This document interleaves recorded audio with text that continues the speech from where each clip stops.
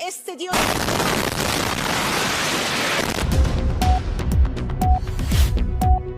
just-in case, Iran has been hit by a missile strike this morning.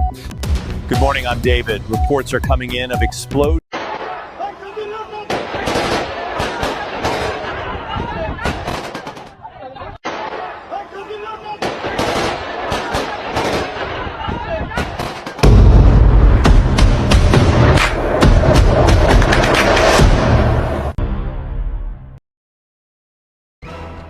Perang di Timur Tengah terdengar jauh dari Indonesia.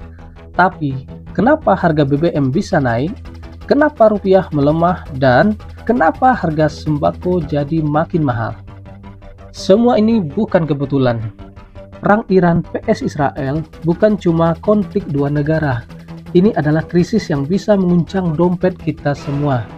Di video kali ini, kita akan bongkar bagaimana dampaknya langsung ke ekonomi Indonesia. Sebelum kita lanjut, silakan klik like, komen, dan subscribe.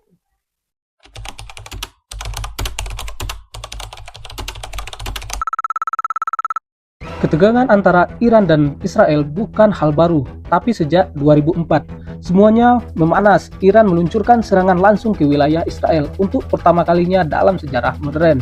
Dunia pun bergejolak. Kenapa ini penting? Karena hampir 20% pasukan minyak dunia lewat Selat Hormuz yang ada di wilayah konflik.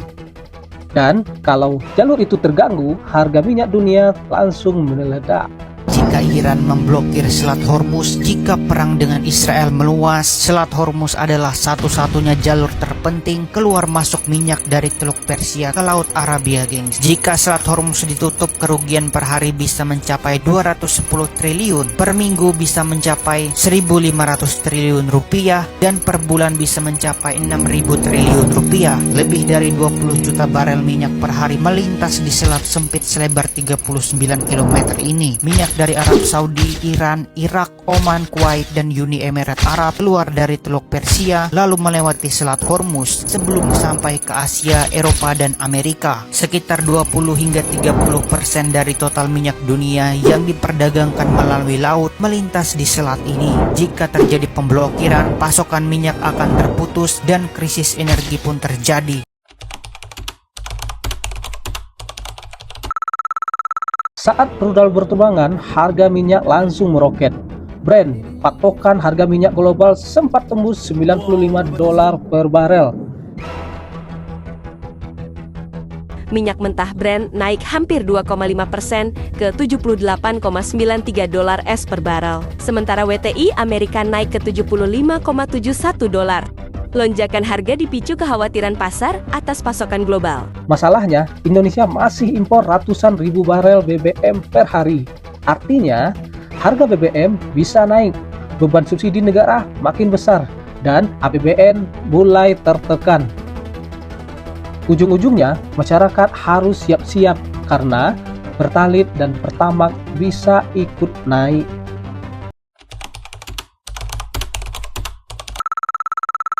Naiknya harga BBM bukan cuma soal kendaraan pribadi, ini soal seluruh rantai distribusi barang di Indonesia.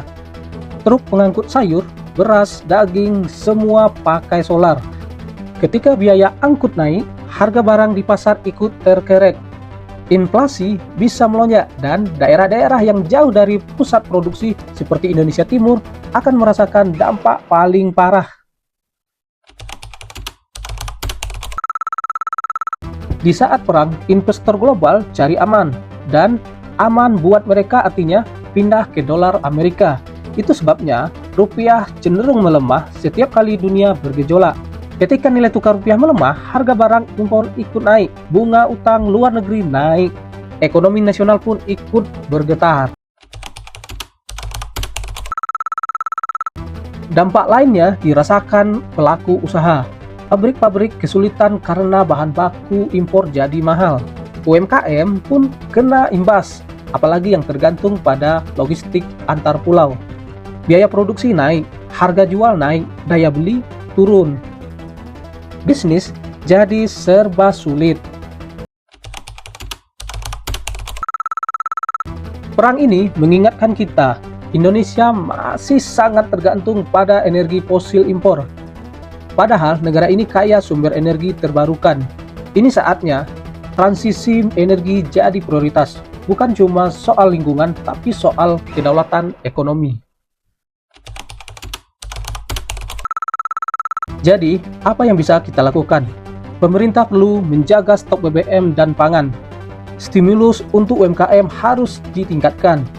Sementara, kita masyarakat harus makin bijak, mulai dari hemat energi, diversifikasi penghasilan, sampai membangun ketahanan keuangan pribadi.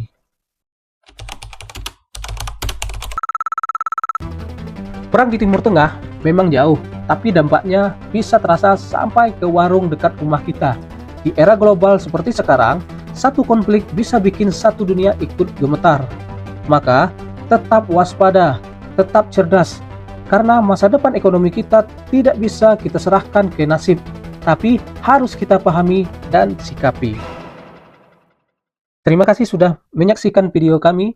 Silakan bantu subscribe, like, dan komentar. Dan jangan lupa klik tanda lonceng. Wassalam. Jika perang Iran dan Israel terus memburuk, ini 3 skenario mimpi buruk yang bisa menjadi kenyataan. 1. Amerika terseret masuk.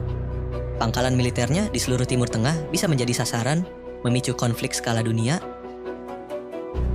2. Krisis ekonomi global. Iran menutup Selat Hormuz, jalur suplai minyak vital. Harga BBM roket tak terkendali, ekonomi dunia bisa ambruk.